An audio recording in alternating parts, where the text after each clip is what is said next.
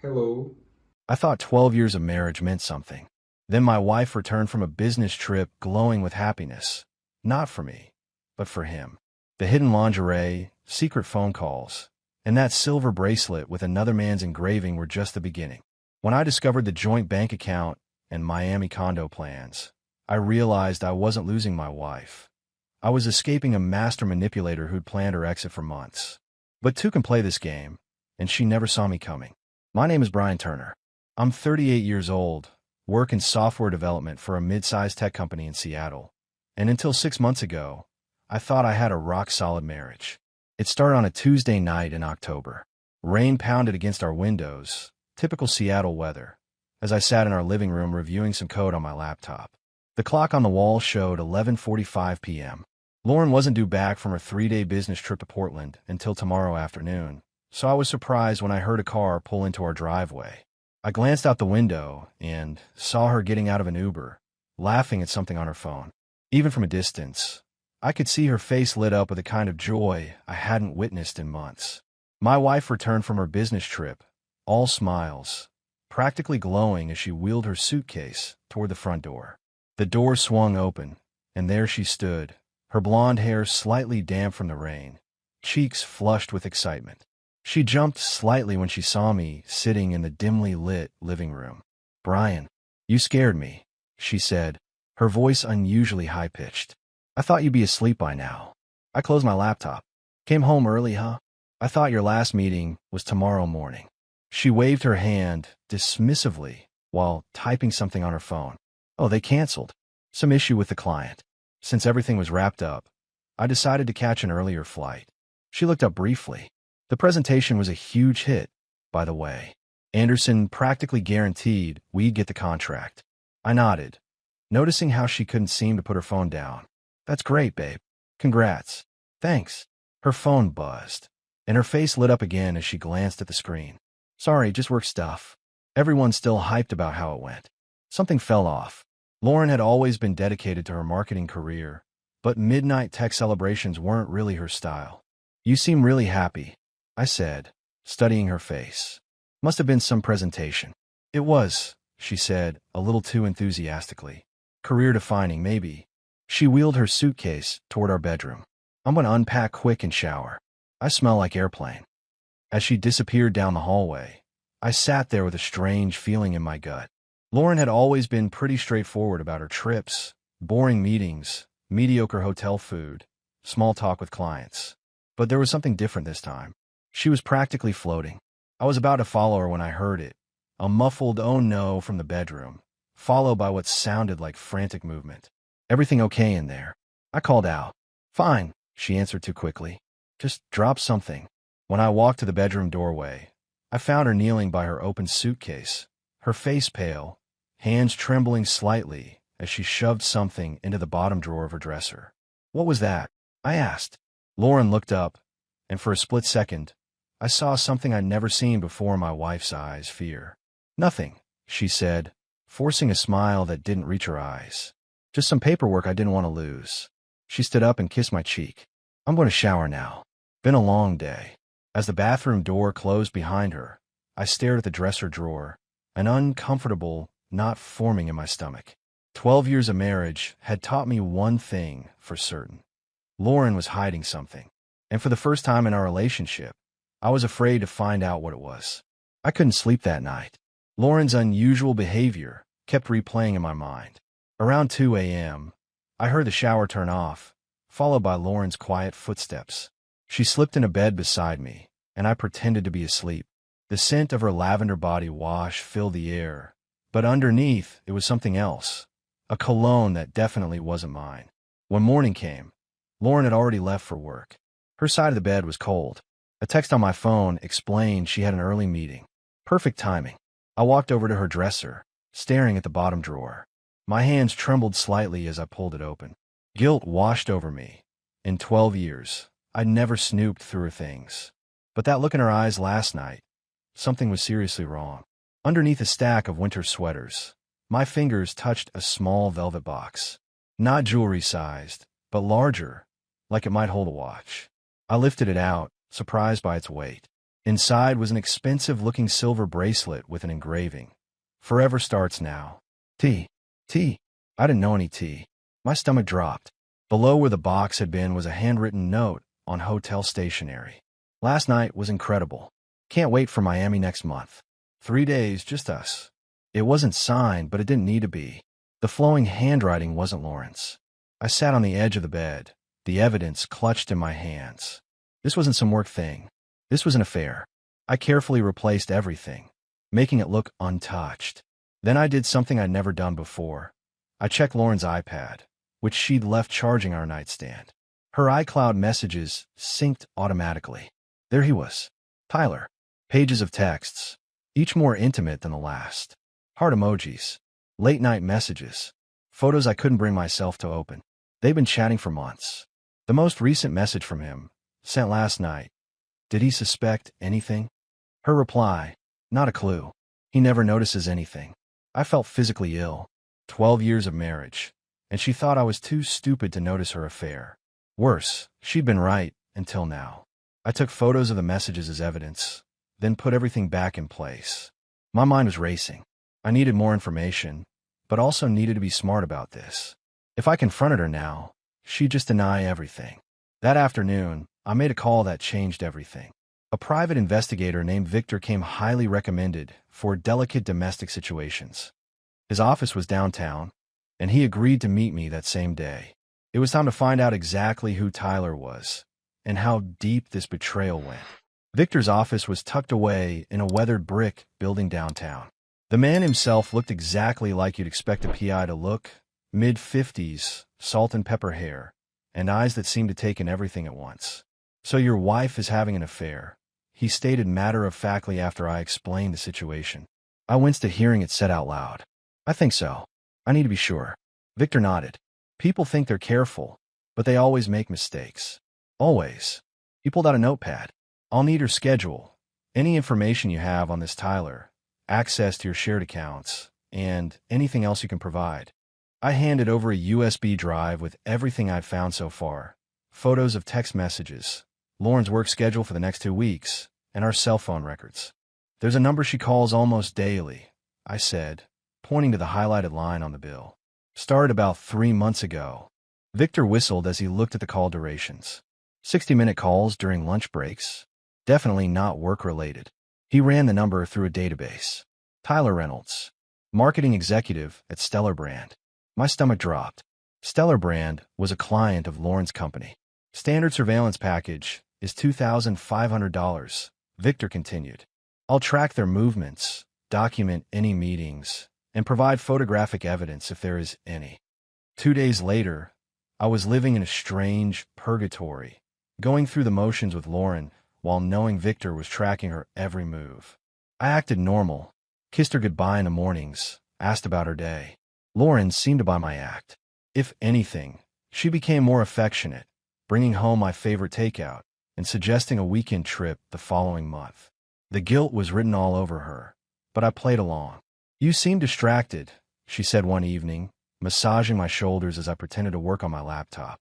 In reality, I was waiting for Victor's daily update. "Just a tough project at work." I lied, hating how easily the deception came. My phone buzzed with an incoming email. "Victor, bathroom break," I said, taking my phone with me. The email contained several photos of Lauren and a man I didn't recognize entering a boutique hotel downtown. Timestamp, that very afternoon, when she was supposedly at a client meeting. The final image showed them kissing in the hotel elevator.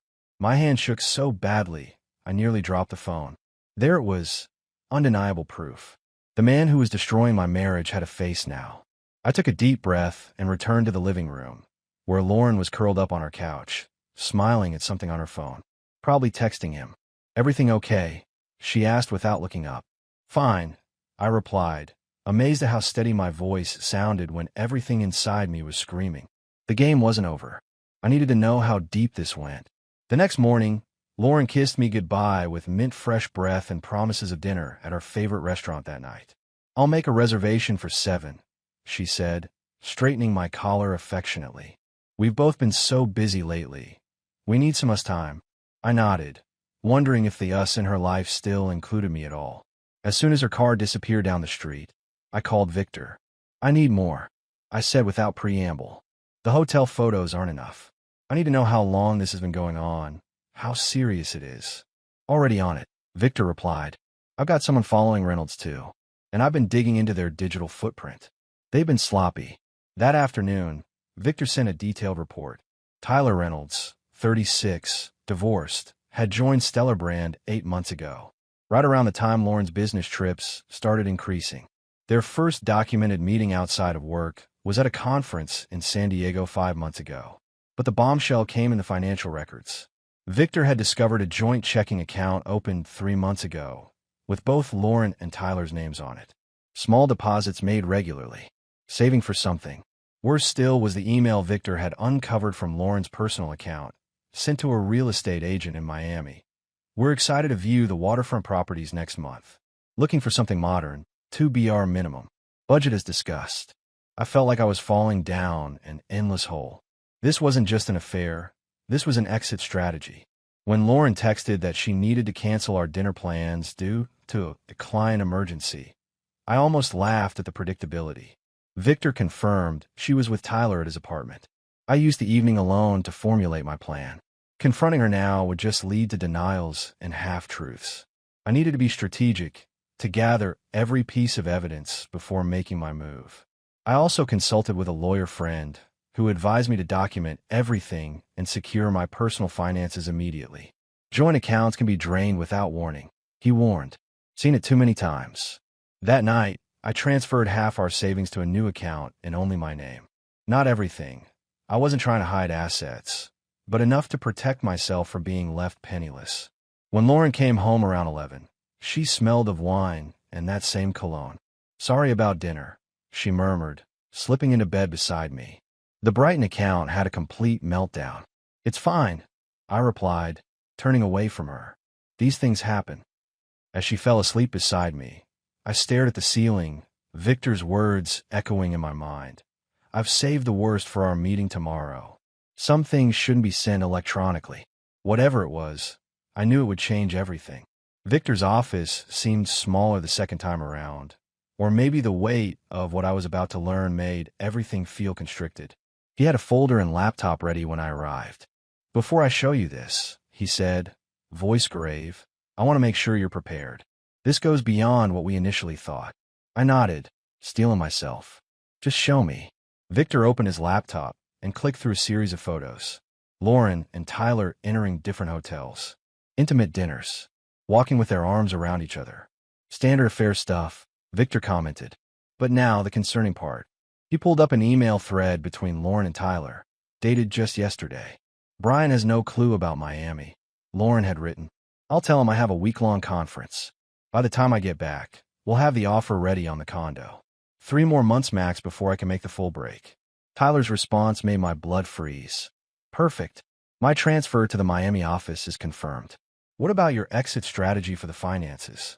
Lauren, working on it. Moving small amounts weekly. The joint account is building nicely. He never checks the statements anyway. I felt physically ill. The woman I'd built a life with wasn't just cheating. She was systematically dismantling our life while planning her new one. There's more, Victor said quietly, pulling out a legal document. They've been meeting with a realtor in Miami. This is a pre-approval for a mortgage in both their names. I stared at the document, the implications hitting me like a truck. She's leaving me. This was never just an affair. Victor nodded grimly. Based on everything I've gathered, they've been planning this for at least 3 months. The Miami trip next month isn't just a getaway. They're finalizing their plans. What about our assets? I asked, suddenly terrified she'd clean me out while I wasn't looking. She's been methodical, Victor confirmed. Small transfers, nothing suspicious. But it adds up. By my calculation, she's moved about $40,000 from your joint accounts over the last few months. I remember the new car she'd insisted on buying last year, in her name only. The investment account she'd opened for tax purposes. It had all been leading to this. One last thing, Victor said, pulling out his phone. This is audio from a reservation they made at a restaurant in Miami for next month. He pressed play. Lauren's voice came through clearly. That sounds perfect. It'll be our first official dinner as a couple in our new city. No more hiding. I sat in stunned silence. as Victor laid out my options. Confrontation, divorce, legal protections for remaining assets. All I could think was 12 years of marriage, and I never really knew her at all. For the next week, I lived in a strange twilight zone, going through the motions of normal life while preparing for its collapse. Every smile Lauren gave me, every casual touch, now felt like another twist of the knife. She was playing the role of devoted wife while counting down the days until her escape. I consulted with a divorce attorney, a sharp-eyed woman named Diana, who specialized in cases involving financial deception. Unfortunately, this is textbook, she said after reviewing Victor's evidence. She's been planning this for months, maybe longer. We need to act fast to protect your remaining assets. I signed paperwork giving Diana authority to freeze our joint accounts if necessary. I documented everything: bank statements, property deeds, retirement accounts. What about confronting her? I asked.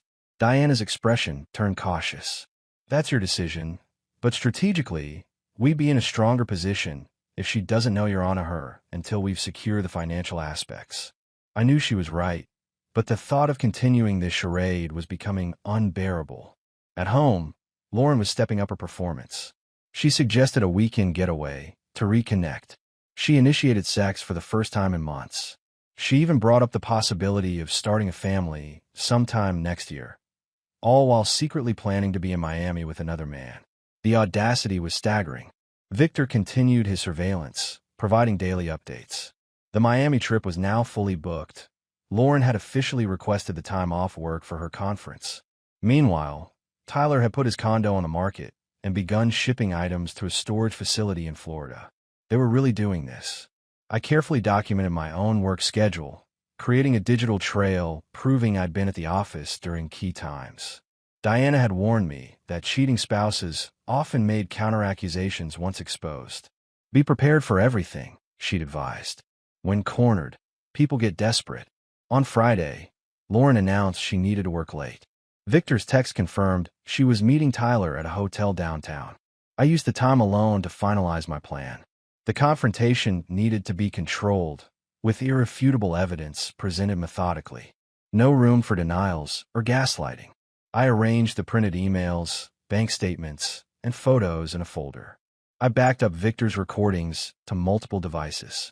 I rehearsed what I would say, trying to find words for the magnitude of her betrayal. When Lauren returned home after midnight, I pretended to be asleep. She showered before coming to bed, washing away the evidence of her evening. Tomorrow was the day. I let her make her plans for the Miami trip, and then I'd show her exactly how clueless I wasn't. As she drifted off to sleep beside me, I stared at the ceiling, wondering how someone could lie so convincingly for so long to someone they once loved. Or maybe that was it. Maybe she hadn't loved me for a very long time. Saturday morning arrived with a strange sense of calm.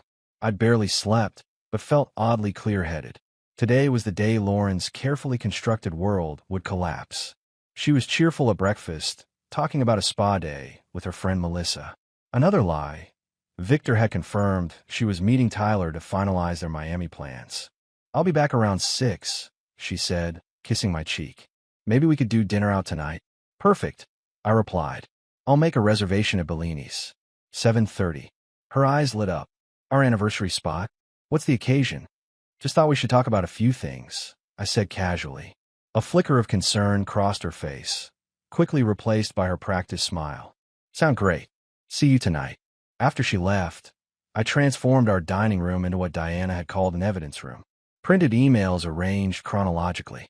Bank statements highlighting suspicious transfers. Photos of Lauren and Tyler entering hotels. The mortgage pre-approval for their Miami condo. All meticulously organized. At 6:15, I heard her key in the lock. I sat at the dining room table, the evidence spread before me, a glass of scotch in my hand. Lauren froze in the doorway, her face shifting from confusion to shock as she processed what she was seeing. Brian? What is all this? Her voice aimed for innocence, but landed on panic. Sit down, Lauren. I don't understand. Sit down. My voice was steady, controlled. She slowly lowered herself into a chair, eyes darting over the documents. How long were you planning to string me along? I asked. Until the Miami condo closed. Or were you going to wait until you drained our accounts completely? The color drained from her face. I can explain. Tyler Reynolds explains it pretty well, I said, sliding over the photos of them together. So does this joint bank account, and these real estate listings, and this mortgage application. Her hands trembled as she stared at the evidence of her betrayal. When were you going to tell me, Lauren? After your conference next month? Or was I going to come home to an empty house and divorce papers? It's not what it looks like, she attempted, but her voice lacked conviction. I played the audio recording Victor had captured. That sounds perfect. It'll be our first official dinner as a couple in our new city. No more hiding. Tears welled in her eyes. Brian, please. No more lies, Lauren. It's over. I've already consulted with a lawyer. I've documented the $40,000 you've been siphoning from our accounts. I've secured all our assets. You have me follow. Indignation flashed through her tears. That's your takeaway from this? Then I caught you. I laughed humorlessly. 12 years, Lauren. 12 years. And you threw it away for waterfront property and some marketing executive. It wasn't supposed to happen this way, she whispered. I never meant to hurt you. Yet you planned it meticulously. For months. I stood up. I've booked you a hotel room tonight. Pack what you need. The locks will be changed tomorrow. Brian, we need to talk about this. We're beyond talking. We're at the part where you leave. I placed the hotel reservation next to the evidence of her betrayal. Your conference just got moved up.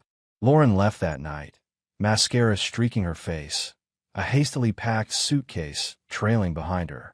The house felt emptier than I expected, not just because she was gone, but because I realized how hollow our life together had been for months. The next morning, Diana called to confirm Lauren had withdrawn the maximum cash advance from her personal credit card, $5,000. An act of desperation. She'd also tried to access our joint investment account, only to discover it had been frozen. She's panicking, Diana noted. That's good for us. Has she contacted you? 27 text messages and 14 missed calls, I replied. I haven't responded. Perfect. Let her stew. 2 days later, Victor reported Lauren had moved into Tyler's apartment. They'd canceled their Miami trip, likely realizing their perfect escape plan had imploded. That week was a blur of legal meetings and paperwork. Diana filed for divorce on grounds of adultery, with comprehensive evidence of financial deception. We also filed for an emergency court order regarding the joint funds Lauren had been siphoning. Judges don't look kindly on hidden assets, Diana explained, especially with this level of documentation. At work, I requested a temporary assignment to our San Diego office. I needed distance from Seattle, from places that reminded me of Lauren. My boss, witnessing my haggard appearance, immediately approved. Lauren's first direct contact came via email, subject line, "Please read this. I never meant for any of this to happen," she wrote. Tyler was just supposed to be a fling, but it evolved. I still care about you, Brian. We should talk about separating amicably. Diana advised against responding. This is damage control. She realizes she's lost the upper hand. A week into our separation, things escalated. Lauren showed up at our house, finding the locks changed. Neighbors reported her screaming on the porch, demanding entry. When I didn't respond, she called mutual friends, painting herself as the victim of my controlling behavior and unfounded accusations. Fortunately, I'd already shared the basic truth with close friends. Their support was my lifeline through those dark days. Tyler reached out next, a move I hadn't anticipated. Lauren misrepresented her marital situation to me, he claimed in a carefully worded email. I believe your relationship was effectively over. I can provide information that may be helpful in your divorce proceedings. Victor wasn't surprised. The ship is sinking, and he's looking for a lifeboat. As it turned out, Lauren had told Tyler I knew about their affair and had agreed to an amicable split. She'd presented the money she was moving as her fair share of our assets. When faced with potentially being named in the divorce proceedings, Tyler quickly threw Lauren under the bus. Through it all, I kept breathing, kept working, kept putting one foot in front of the other. The betrayal still cut deep, but each day brought incremental healing and the growing certainty that I'd saved myself from years of further deception. 3 months after confronting Lauren, I sat in Diana's office, signing the final divorce papers. The process had been faster and cleaner than expected, largely due to the overwhelming evidence of Lauren's deception. The judge was particularly unimpressed by the hidden accounts, Diana noted, organizing the documents. The ruling on the financial settlement reflects that. I'd received the house, my full retirement accounts, and restitution for the funds Lauren had diverted. She kept her car, personal possessions, and the stark reality of her choices. Have you heard anything from her? Diana asked. Not directly. Mutual friends say she and Tyler broke up a month ago. Apparently, once the thrill of sneaking around was gone, so was the magic. Diana nodded, unsurprised. Relationships built on deception rarely survive exposure to daylight. My temporary assignment in San Diego had turned permanent at my request. Seattle held too many memories, and the California office needed an experienced project lead. The beachfront apartment I'd rented was smaller than my Seattle house, but felt more like home than any place I'd lived in years. That weekend, I began the process of sorting through what remained of my married life. Diana had arranged for a moving company to pack and ship my essential belongings. Everything else would be sold or donated. As I sorted through books and kitchenware, deciding what deserved space in my new life, my phone buzzed with a text from a number I didn't recognize. This is Tyler Reynolds. I know you have no reason to talk to me, but there's something you should know about Lauren's current activities. I deleted it without responding. Their drama was no longer my concern. The Seattle house sold above asking price in the hot market. I donated most of the furniture to a shelter for domestic violence survivors, finding poetic justice in the gesture. Work became my sanctuary. I took on challenging projects, stayed late developing new systems, and slowly rebuilt my professional confidence. My personal life remained deliberately quiet. I wasn't ready to trust anyone. Not yet. 6 months post-divorce, my team celebrated landing a major client with drinks at a beachfront bar. I was nursing a beer, half listening to office gossip, when a woman accidentally bumped into me, spilling her drink. "I'm so sorry," she exclaimed, grabbing napkins to blot my shirt. "No harm done," I assured her, helping clean up the spill. Her name was Abigail. She was a marine biologist at the nearby research center, had never been married, and laughed easily. We exchanged numbers, cautiously, with no expectations. 2 days later, we met for coffee. The conversation flowed naturally, without pretense or agenda. For the first time in nearly a year, I felt something long dormant stir back to life. Hope. I wasn't ready to fully trust again, not yet. But sitting across from Abigail, watching her describe her work with animated enthusiasm, I realized I was finally ready to try. 1 year after signing those divorce papers, I stood on the balcony of my San Diego apartment, watching the sunset paint the Pacific in shades of gold and crimson. So much had changed, yet sometimes I still woke up disoriented, momentarily forgetting the collapse of my marriage and the life I'd rebuilt from its ruins. The legal epilogue to Lauren's betrayal had concluded uneventfully. She contested nothing after Tyler's testimony corroborated the extent of her planning. The last I'd heard through mutual friends, she'd moved to Chicago, not Miami, and was working for a smaller firm. The grand escape plan had evaporated like morning mist. My career had flourished in San Diego. The change of scenery had sparked creativity I hadn't accessed in years, leading to a promotion and industry recognition for a major software solution my team had developed. And then there was Abigail. Our coffee date had led to dinner, then weekend hikes along the coast, then comfortable silences and meaningful conversations. We'd moved slowly, deliberately, both of us carrying lessons from past relationships. "What are you thinking about so intensely?" Abigail asked, joining me on the balcony with 2 glasses of wine. How different life looked from a year ago. I answered honestly, accepting the glass. How unexpected the journey has been. She smiled, understanding in her eyes. 6 months into our relationship, I'd shared the full story of Lauren's betrayal. Abigail had listened without judgment, then shared her own past heartbreaks. "To unexpected journeys, then," she said, raising her glass. We clinked glasses, watching the last sliver of sun disappear beneath the horizon. Later that evening, my phone buzzed with an email notification. It was from Diana, forwarding a message from Lauren. "I know it's been a long time," Lauren had written. "I've been doing a lot of thinking. A lot of therapy, too. I realize now how badly I hurt you. And while I know apologies can't change that, I need you to know I'm truly sorry for the pain I caused. I stared at the words, surprised by the lack of emotion they stirred. No anger, no lingering hurt, just acknowledgement of a chapter closed. Everything okay? Abigail asked, noting my expression. Yeah, I said, setting the phone down without responding to the email. Just the past saying goodbye. That night, as Abigail slept beside me, I reflected on the strange path life had taken. The betrayal that had once seemed like the end of everything had actually been the beginning of something authentic. Without Lauren's deception, I might never have found the courage to rebuild, to relocate, to open myself to new possibilities. In losing what I thought was essential, I discovered what truly mattered: integrity, self-respect, and the quiet joy of genuine connection. As I drifted towards sleep, I realized something surprising.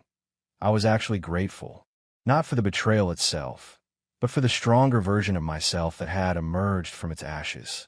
The man I'd become after surviving Lauren's betrayal was more authentic, more resilient, and ultimately, more capable of true intimacy than the man I'd been before. Sometimes, the harshest endings lead to the most beautiful beginnings. Bye.